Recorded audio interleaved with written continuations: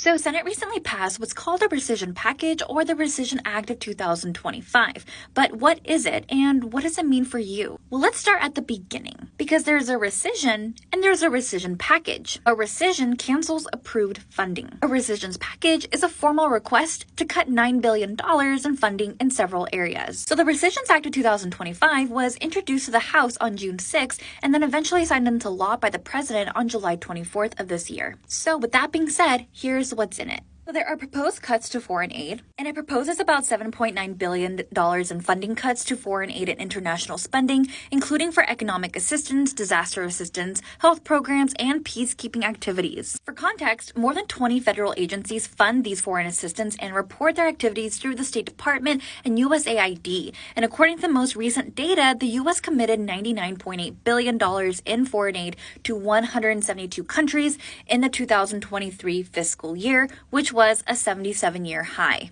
And in 2024, USAID accounted for 0.3% of all federal spending, or $21.7 billion. Of that, $12.3 billion went to development assistance and humanitarian aid, and $9.46 billion to security support.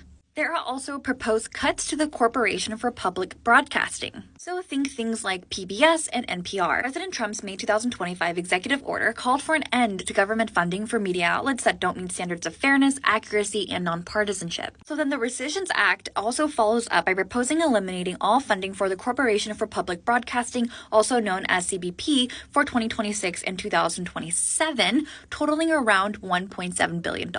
These cuts would mainly impact public radio and TV programs. CBP funding comes from many different agencies such as the Department of Labor, Department of Health and Human Services, and the Department of Education, and other subcommittees of the House and Senate Appropriations Committees. These agencies provide funding for CBP's Ready to Learn programming for preschool and early elementary school students, and the Federal Emergency Management Agency funds public alerts and warnings during emergencies. The rescissions package would eliminate federal agency funding for these programs. So what are your thoughts on these proposed changes and cuts? Now that you have the facts, share your opinions down below, and as always, follow for just the facts.